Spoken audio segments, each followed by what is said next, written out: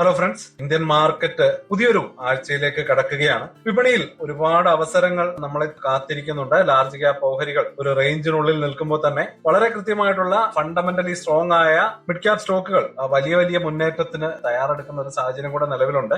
ഓഗസ്റ്റിന്റെ ആദ്യ വാരത്തിൽ നല്ല പ്രകടനം കാഴ്ചവെക്കാൻ സാധ്യതയുള്ള 5 ഹൈ പൊട്ടൻഷ്യൽ സ്റ്റോക്കുകളെയാണ് നമ്മൾ ഇന്ന് കീറി മുറിച്ച് അനലൈസ് ചെയ്യാൻ പോകുന്നത്. അപ്പോൾ ഈ 5 സ്റ്റോക്കുകളും വളരെ നല്ല ഗ്രോത്ത് പൊട്ടൻഷ്യൽ ഉള്ള, നല്ല പ്രോഫിറ്റബിലിറ്റി ഉള്ള, അടുത്ത ആഴ്ച നല്ല മൂവ്മെന്റ് തരാൻ സാധ്യതയുള്ള സ്റ്റോക്കുകളാണ്. അപ്പോൾ ഈ സ്റ്റോക്കുകളെ നമുക്ക് ഡീറ്റെയിൽ ആയിട്ട് പരിശോധിക്കാം. അവരുടെ ടെക്നിക്കലിയും ഫണ്ടമെന്റലിയും ഉള്ള എല്ലാ ഡേറ്റകളും കൃത്യമായിട്ട് അനലൈസ് ചെയ്ത് നമുക്ക് മനസ്സിലാക്കാം. Welcome to the eye opener video of Dhanam smart savings and investment solutions. അപ്പോൾ നമുക്ക് നമ്മുടെ ഒന്നാമത്തെ സ്റ്റോക്കിലേക്ക് കിടക്കാം.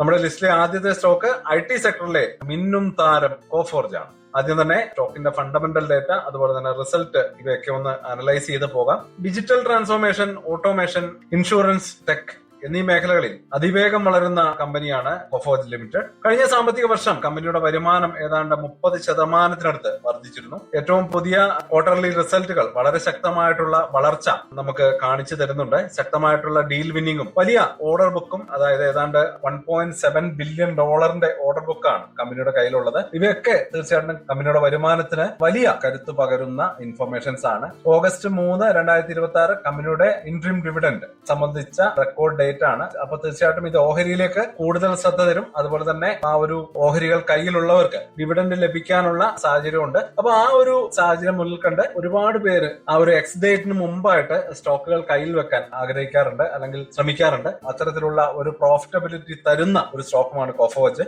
അപ്പൊ ഇനി അതേപോലെ തന്നെ ടെക്നിക്കൽ ഡീറ്റെയിൽസ് ഇവയൊക്കെ എങ്ങനെയാണ് എന്ന് കൂടി നമുക്കൊന്ന് പരിശോധിച്ചു പോകാം. വളരെ മോശമായിട്ടുള്ള ഒരു ആഗോള സാഹചര്യങ്ങൾ നമുക്കറിയാം. യുദ്ധം പോലെയുള്ള സിറ്റുവേഷൻസിനിടയിലും മികച്ച ക്വാർട്ടർലി റിസൾട്ട് നൽകിയത് മാനേജ്മെന്റിന്റെ വളരെ കൃത്യമായിട്ടുള്ള കാര്യക്ഷമത കാണിക്കുകയാണ്. IT സെക്ടറിലെ പുതിയ ഒരു ഉണർവ് നമുക്കിപ്പോ കാണാം. കഴിഞ്ഞ കുറച്ച് ദിവസങ്ങളായിട്ടുള്ള വളരെ വലിയ ഒരു റാലി IT സെക്ടറിൽ ഉണ്ടായിട്ടുണ്ട്. അതൊക്കെ ഈ ഒരു സ്റ്റോക്കിന് വളരെ നല്ല ഒരു സാധ്യതകൾ കൽപ്പിക്കുന്നുണ്ട്. മൊത്തത്തിൽ സ്റ്റോക്ക് മികച്ച ഒരു ബ്രേക്ക്ഔട്ട് സൂചന കൂടി നൽകുന്നുണ്ട്. നമുക്കിവിടെ ടെക്നിക്കലി നോക്കുകയാണെങ്കിൽ സ്റ്റോക്കിന്റെ ചാർട്ട് ഇവിടെ കൊടുത്തിട്ടുണ്ട്. ഇവിടെ നമുക്ക് സപ്പോർട്ട് ആൻഡ് റെസിസ്റ്റൻസുകൾ കൃത്യമായിട്ട് മാർക്ക് ചെയ്തിട്ടുണ്ട്. ഇനി വരാൻ പോകുന്ന ഒരു ടാർഗറ്റുകളൊക്കെ നമുക്ക് മാർക്ക് ചെയ്യാൻ കഴിയും.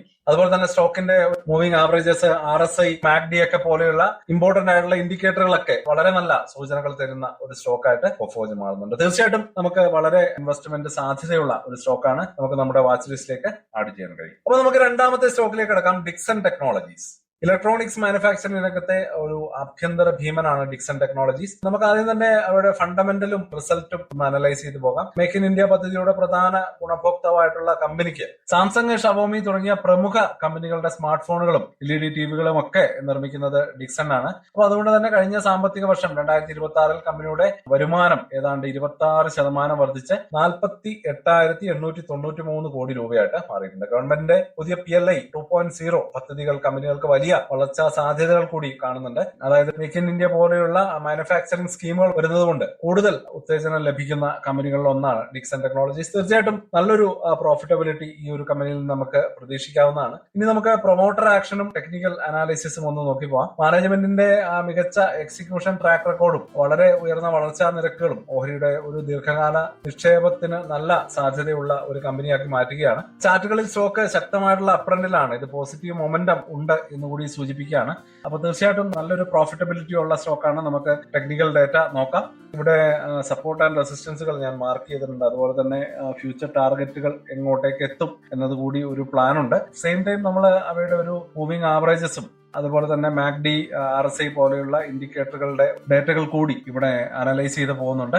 അപ്പൊ നമുക്ക് ഇനി അടുത്ത സ്റ്റോക്കിലേക്ക് കിടക്കാം. അശോക് ലൈലാൻഡ്. അപ്പോൾ ഈ സ്റ്റോക്കിലേക്ക് കിടക്കുന്നത് തൊട്ട് മുമ്പ് വളരെ ഇമ്പോർട്ടന്റ് ആയിട്ടുള്ള ഒരു കാര്യം പറയാനുണ്ട്. വളരെ ഇൻഫോർമേറ്റീവ് ആയിട്ടുള്ള വീഡിയോകൾ എല്ലാ ആഴ്ചയും വീക്ക്ലി 3 to 4 വീഡിയോസ് നമ്മൾ അപ്ലോഡ് ചെയ്യുന്നുണ്ട്. വളരെ ഇൻഫോർമേറ്റീവ് ആയിട്ടുള്ള സെറ്റപ്പുകളും അതുപോലെ തന്നെ ട്രേഡിംഗ് സൈക്കോളജിയും ഒക്കെ നമ്മൾ ഡിസ്കസ് ചെയ്ത് പോകുന്നുണ്ട്. നിങ്ങൾക്ക് തീർച്ചയായിട്ടും വളരെ ഇൻഫോർമേറ്റീവ് ആയിട്ടുള്ള ഡേറ്റകളായിരിക്കും. അപ്പൊ അതുകൊണ്ട് ചാനൽ ഒന്ന് സബ്സ്ക്രൈബ് ചെയ്തേക്കുക. അതുപോലെ തന്നെ വീഡിയോ നിങ്ങൾക്ക് ഇഷ്ടമാണെന്നുണ്ടെങ്കിൽ ഒരു ലൈക്ക് ബട്ടൺ കൂടി ഒന്ന് പ്രസ് ചെയ്തേക്കുക. നിങ്ങളുടെ ഫ്രണ്ട്സിന് കൂടി ചാനൽ ഒന്ന് പരിചയപ്പെടുത്താൻ മറക്കല്ലേ. അപ്പൊ നമുക്ക് അശോക് ലൈലാൻഡിലേക്ക് പോകാം. അപ്പൊ നമ്മുടെ മൂന്നാമത്തെ സ്റ്റോക്ക് ഹിന്ദുജ ഗ്രൂപ്പിന്റെ കീഴിലുള്ള കൊമേഴ്ഷ്യൽ വെഹിക്കിൾ നിർമ്മാതാക്കളായിട്ടുള്ള അശോക് ലൈലാൻഡ്. ഫണ്ടമെന്റൽ ഹൈലൈറ്റ്സും റിസൾട്ടും നമുക്ക് ആദ്യം തന്നെ അനലൈസ് ചെയ്യാം. ഇന്ത്യയുടെ മീഡിയം ഹെവി കൊമേഴ്ഷ്യൽ വെഹിക്കിൾ വിപണിയിൽ ഏകദേശം 32% വിഹിതമുള്ള രണ്ടാമത്തെ വലിയ കമ്പനിയാണ്. കമ്പനിയുടെ റിട്ടേൺ ഓൺ ഇക്വിറ്റി ഏകദേശം 27.4% എന്ന മികച്ച നിലയിലാണ്. ഇവരുടെ ഇലക്ട്രിക് വെഹിക്കിൾ സബ്സിഡറി ആയിട്ടുള്ള സ്വിച്ച് മൊബിലിറ്റി ഇലക്ട്രിക് ബസ് വിപണിയിൽ മുൻനിര സ്ഥാനം കൈവരിക്കുന്നുണ്ട്. വലിയ ഓർഡറുകളും കമ്പനി നേടുന്നുണ്ട്. അതുപോലെ തന്നെ നമുക്ക് പ്രൊമോട്ടർ ആക്ഷൻസ് നോക്കുകയാണെങ്കിൽ ഹിന്ദുജ ഗ്രൂപ്പിന്റെ ശക്തമായിട്ടുള്ള പ്രൊമോട്ടർ പിന്തുണ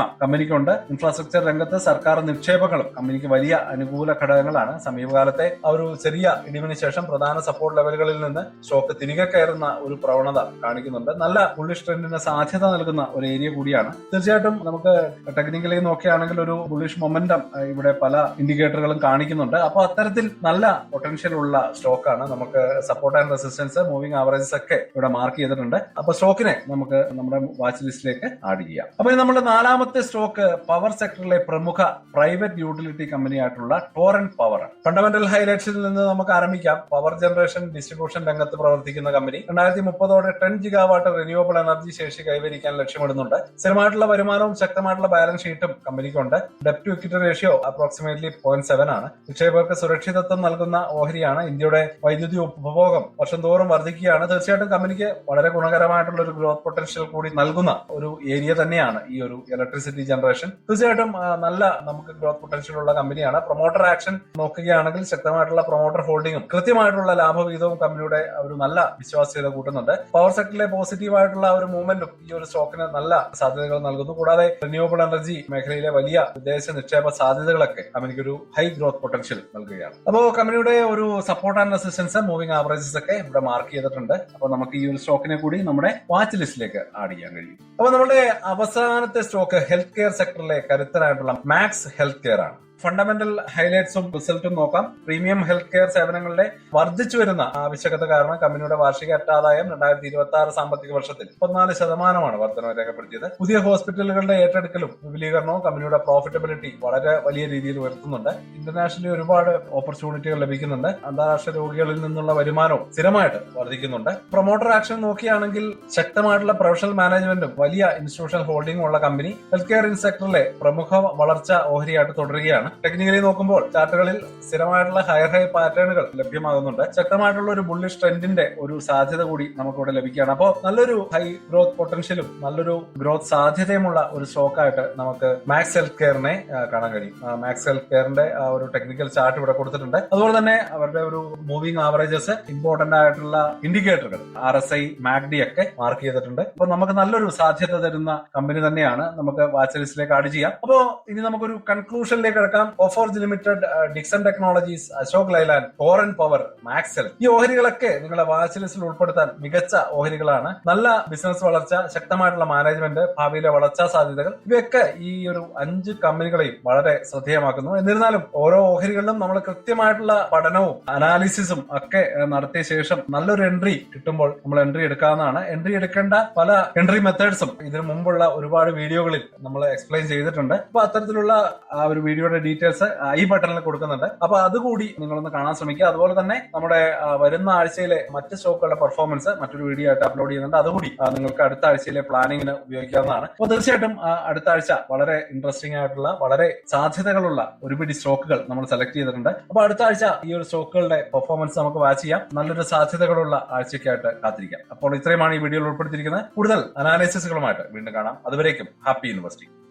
സ്റ്റോക്ക് മാർക്കറ്റിലെ ന്യൂസുകളെയും അതുപോലെ തന്നെ അപ്ഡേറ്റുകളെയും ഉൾക്കൊള്ളിച്ചുകൊണ്ടുള്ള ഒരു ഫേസ്ബുക്ക് ഗ്രൂപ്പ് നമുക്കുണ്ട്.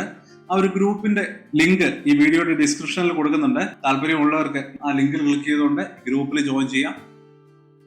ഏറ്റവും ലേറ്റസ്റ്റ് ആയിട്ടുള്ള ന്യൂസുകൾ നമ്മൾ അതിൽ അപ്ഡേറ്റ് ചെയ്യുന്നുണ്ട്. വളരെ ഇൻഫോർമേറ്റീവ് ആയിരിക്കും.